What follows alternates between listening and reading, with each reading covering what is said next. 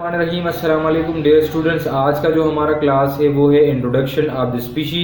ये असल में एक फिनोमेना है, एक इम्पैक्ट भी है ह्यूमन एक्टिविटी का बायोडाइवर्सिटी के ऊपर।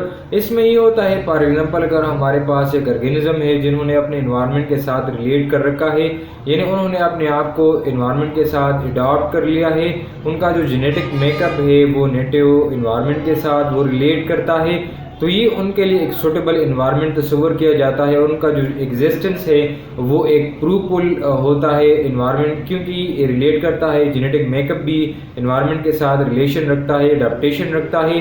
तो ये उनका जो नेटिव स्पीशी है उसके लिए एक नेटिव इन्वायरमेंट तस्वर किया जाता है।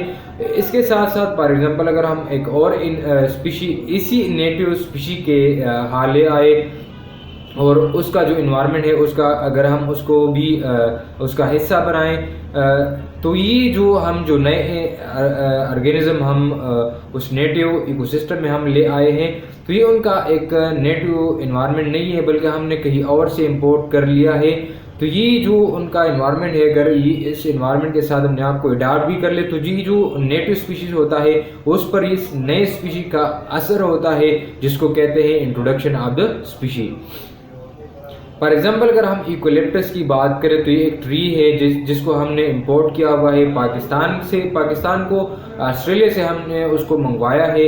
So this tree consume more water. ये जो यूकेलिप्टस जो ट्री है ये मोर वाटर को कंज्यूम करता है, जिसकी वजह से जो अंडरग्राउंड वाटर का जो सोर्सेस होता है, जो लेवल होता है, ये उसको डिस्टर्ब करता है। ठीक है, मोर वाटर यूटिलाइजेशन की वजह से जो अंडरग्राउंड वाटर का जो लेवल होता है इसकी वजह से ये मुतासर होता है, यानी वाटर को जो सतह होता है वो रोज़ बरोज़ नीचे होके चला जाता है, क्योंकि यूकेलिप्टस मोर वाटर वो कंज्यूम करता है। मोर वाटर वो कंज्यूमिंग की वजह से जो वाटर का जो लेवल होता है वो डिक्रीजमेंट की तरफ चली जाती है। So other plants can not grow near this tree.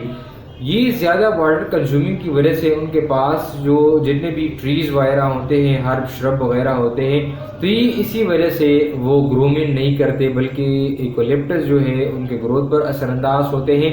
तो ये भी एक इम्पैक्ट है ह्यूमन एक्टिविटी की कि हम एक और स्पीशी अगर एक इन्वायरमेंट के अंदर ले आए, तो सबसे पहले हमने देखना होगा कि इसी स्पीशीज की वजह से क्या दूसरे स्पीशीज भी मुतासिर होंगे। अगर मुतासिर होंगे तो ये भी बायोडाइवर्सिटी के लिए एक ख़तरनाक साबित हो सकता है, लेकिन अगर वो इम्पैक्ट नहीं रखता, दूसरे स्पीशीज को मुतासिर नहीं करता, तो फिर बिल्कुल हम कर सकते हैं, हम कहीं और से भी प्लांट्स को, एनिमल्स को, अदर स्पीशीज को मंगवा के हम उस टिपिकल इन्वायरमेंट में हम उसको ग्रो कर सकते हैं। लेकिन सबसे पहले हमने देखना होगा कि आया ये इंट्रोड्यूस कर सकता है इन्वायरमेंट के साथ या नहीं कर सकता।